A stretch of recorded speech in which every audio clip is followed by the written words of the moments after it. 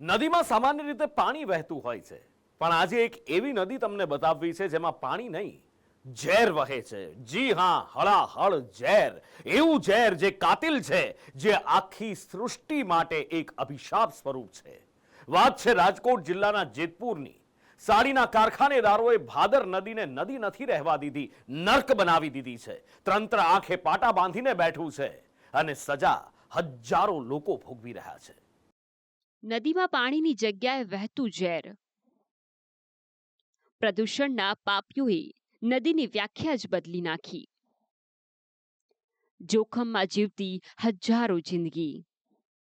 આ દ્રશ્યો રાજકોટના જેતપુરના છે, જ્યાંથી પસાર થતી ભાદર નદી ખળખળ વહી તો રહી છે, પણ તેમાં વહેતું પ્રવાહી પાણી નહીં, પણ ઝેર છે. ભાદર હવે નામ પૂરતી નદી રહી ગઈ છે. જેતપુરના લોકો માટે ભાદરમાં સ્વચ્છ પાણી જોવું હવે સ્વપ્ન સમાન છે, જેની પાછળ જવાબદાર જેતપુરનો સાડી ઉદ્યોગ. વેપાર માટે આ ઉદ્યોગ જેટલો જાણીતો છે, પ્રદૂષણ માટે એટલો જ કુખ્યાત છે. કમાણી માટે નફાખોર કારખાનેદારોએ જેને માથાનો દરજ્જો અપાયો છે, તે નદીને ઝેરના જળાશયમાં ફેરવી દીધી છે. રાત દિવસ ઉદ્યોગોનું કેમિકલયુક્ત પાણી નદીમાં ઠલવાતું રહે છે અને નદી મરી મરીને પણ વહેતી રહે છે. આ સમસ્યા દેખીતી હોવા છતાં ન તો જેતપુર પાલિકાના સત્તાધીશો જાગે છે, ન તો પ્રદૂષણ નિયંત્રણ બોર્ડ.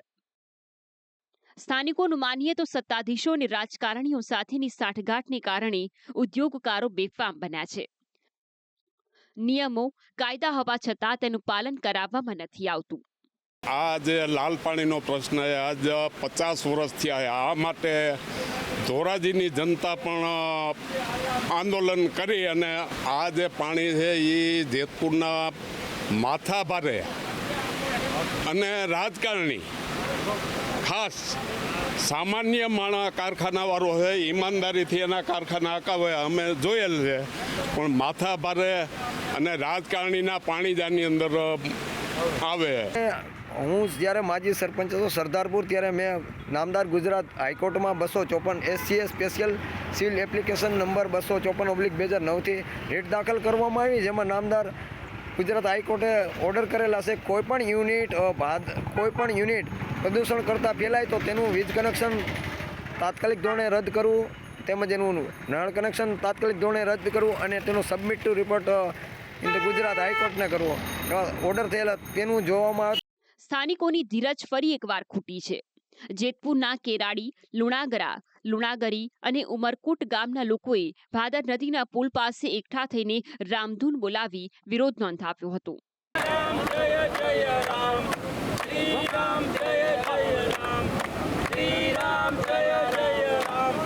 લોકો રામધૂન એટલા માટે બોલાવી રહ્યા છે કેમ કે તેમને ખબર છે કે પ્રદૂષણના પાપીઓ સામે તેમને કદાચ ભગવાન જ બચાવી શકે છે. સિલિકેટ, હેવી મેટલ્સ અને કેમિકલ ડાયવાળું પાણી છોડાતા કેમિકલ બોર અને કૂવાના તળ સુધી પહોંચી ગયા છે. સિંચાઈમાં પણ આ જ પાણીનો ઉપયોગ થતો હોવાથી ખેતરો બંજર બની રહ્યા છે. ખેડૂતોનું માનીએ તો નદીની આસપાસની જમીનોમાં ઓર્ગેનિક ખેતી શક્ય નથી. અમારો પ્રશ્ન એ છે કે આ ભાદર નદીમાં જે કેમિકલ માફિયા દ્વારા જે કેમિકલયુક્ત પાણી છોડવામાં આવે છે, એનાથી અમારા જમીનને બહુ જ નુકસાન થયું છે ને અમારી જમીનમાંથી જો એવો પાક અમે નથી લઈ શકતા.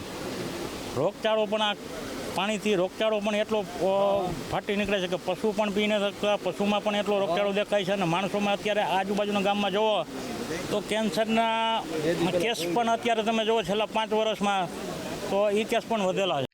કેમિકલયુક્ત પાણી પીવાથી તેમજ અન્ય ઉપયોગથી માણસો અને પશુઓ ગંભીર બીમારીઓનો ભોગ બની રહ્યા છે.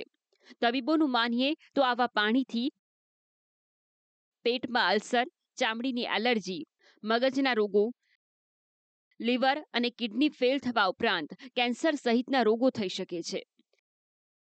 નાના બાળકો અને વૃદ્ધો માટે તો આ પાણી ઝેર સમાન છે.